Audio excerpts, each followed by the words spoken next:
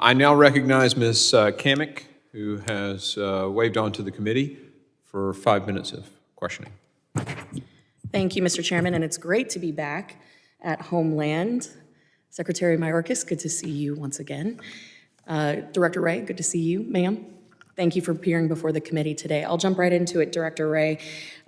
Recently, I have been apprised of information that is concerning regarding individuals that are encountered at the border who, during the process of interviewing in the field, specifically using an I-213 form, the match for their ID comes back as inconclusive. That information is then subsequently redacted and listed as derogatory.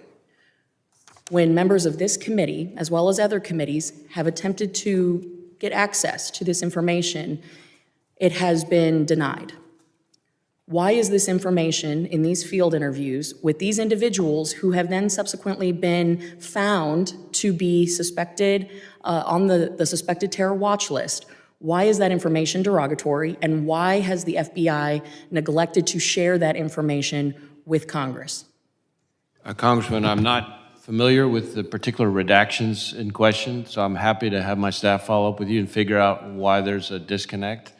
Certainly, I know we've provided all sorts of information to this committee in a variety of forms, and I'm happy to see what it is that's missing and why. Well, and I think you have demonstrated a willingness to work with this committee and others, so could you commit in the next 30 days to providing the committee staff on Homeland Security all of the unredacted field interviews? Well, what I can commit to is that I will follow up with my team to find out what the heck is going on, and if there's information that we can provide that we haven't, we will. Well, no information should be redacted, and there can be no good reason. If you can't provide me with a reason why the information is listed as derogatory right now, then you should commit to full transparency to Congress.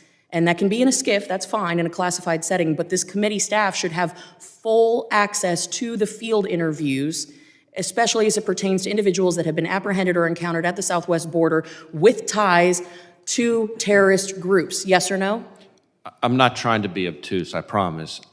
Since I'm not familiar with the specific redactions, I would ask to be able to go back with my team and find out why it's redacted, and if there's a reason for it that is valid, we will discuss that with you, and if there's not a reason, we will provide you the information. Director Wray, within 30 days, if you can provide this committee in writing a rationale as to why that information is redacted and what classifies it as derogatory, that would be incredibly helpful. We'd be happy to get back to you within 30 days. And I'm going to follow up because I want to be sensitive to the time here.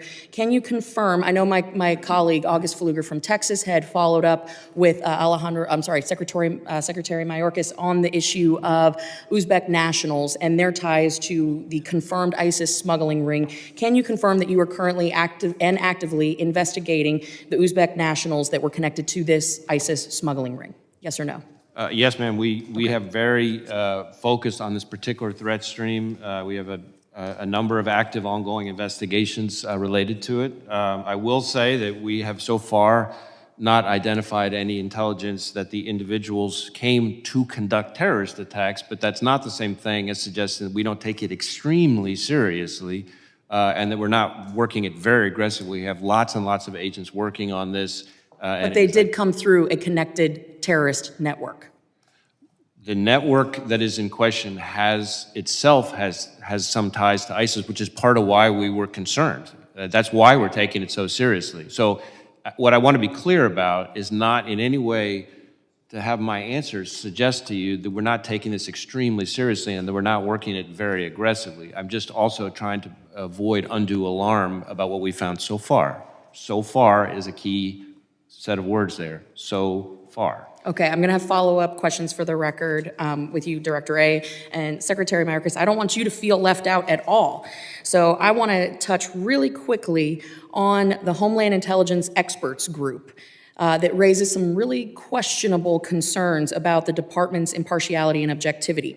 So isn't it true that on September 19, 2013, the department announced the establishment of the Homeland Intelligence Expert Group to provide advice and perspectives on intelligence and national security efforts to the Office of Intelligence and Analysis, INA, and the department's Office of Counterterrorism and their coordinator, yes or no? We recently announced the group. I'm not Yes, sure perfect. the precise- So isn't it true that the composition of this so-called experts group includes former top-level intelligence officers James Clapper, Brennan, and Paul Colby? I believe so, yes. Okay, so are you aware that Clapper, Brennan, and Colby all signed a now discredited public statement on October 19th, 2020 that incorrectly implied the New York Post reporting about Hunter Biden's laptop and influence peddling that was supposedly the product of Russian disinformation? Congresswoman, these are distinguished members, former members of the intelligence. But this is a simple yes or no. Did they or did they not sign the letter? I don't know the answer to that question, but I do, they did. Are you aware that on October 19th, 2020, the statement used by various media organizations and social media businesses to downplay and censor the Post reporting before the 2020 presidential election? I'm sorry, with the indulgence of additional time, Mr. Chairman, could you ask that question just at a bit of a slower pace? Are you aware that on October 19th, 2020, the statement was used, the statement that was signed by Brennan, Clapper, and Colby was used by multiple media organizations, social media businesses to downplay and censor the story about the Hunter Biden political influence right before the 2020 presidential election? I am not tracking that, Congresswoman. Wow. For as much time and effort as you are putting into a Homeland Intelligence experts group, that seems shocking that you wouldn't be tracking that. Are you aware that another member of this newly created group, then Associate Deputy Attorney General for the Department of Justice, Tashina Gauhar, I'm sorry, I'm messing up her name here, was extensively involved in the FBI's probe into baseless allegations against President Trump's campaign colluding with Russia? Congresswoman, let me share with you what I can tell you with confidence is that the individuals who were selected to the experts group are very distinguished and reputable members, former members of the intelligence community, and we're incredibly proud to avail ourselves of their expertise and judgment. And have since been Gentlelady's discredited. time has Thank you, I yield back. expired.